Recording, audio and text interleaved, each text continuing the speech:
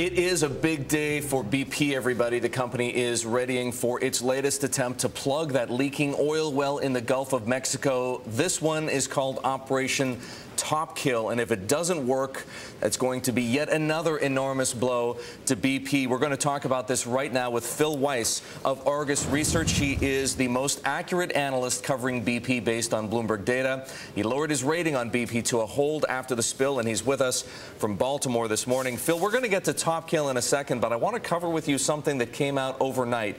This is the memo from Henry Waxman's Subcommittee on Oversight and Investigations.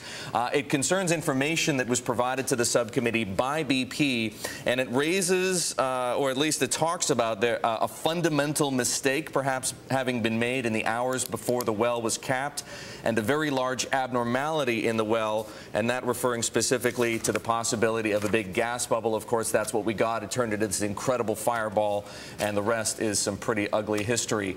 How serious, especially to BP and Transocean, is what's being raised in this memo? I think it's a big concern because now we're taking this potentially beyond something that couldn't have been controlled to something that could have been stopped before it happened. The key buzzword when we're talking about things like this appears to be negligence or perhaps gross negligence. Are you becoming more persuaded or perhaps even convinced that negligence is at the heart of what went wrong on Deepwater Horizon? It is becoming more of an issue. You know, when we heard the first reports, it seemed like this was something that could have happened to anybody, but now I'm starting to question whether that's really the case or not. A lot of the finger pointing has been at BP. Some of it has been by BP at Transocean, but some of the issues raised in this memo, while it is one-sided, it is based on information provided to the subcommittee by BP, suggests that at least some of the decisions made on that rig were made by Transocean staff. That's correct. You know, I think that what I read said it wasn't clear exactly who was in charge in the situation, whether it was BP or Transocean. So there's still uncertainty as to kind of who was behind the decision that was made.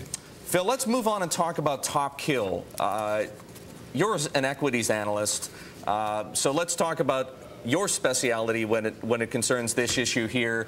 If it doesn't work for BP, if this unprecedented effort to try and do the Top Kill, inject the mud at a depth of 5,000 feet doesn't work, what's going to happen at the very least to BP stock? Well, I expect that if the Top Kill doesn't work, that the stock is going to continue to decline. I think if it works, it could be a benefit, but if it doesn't, the stock is going to go down some more, I would expect. Should we expect that if it does work, Top Kill is going to be a success? Is it a binary situation where the mud either puts enough pressure on the oil that it stops the leak completely, or could it only be a semi-success? Well, it's possible that it could only be a semi-success only because we don't know for sure what the integrity of the blowout preventer is and whether or not we could have some other leak. There's been some stories that said that that is possible, so we won't know for sure till we actually try this. Phil, last question for you concerns some of the numbers we're getting. There are enormous doubts now about BP's estimate for the flow of oil, 5,000 barrels a day from the leak, and also the cost estimates that they're providing. I think the latest one is about $760 million. Do you trust these numbers?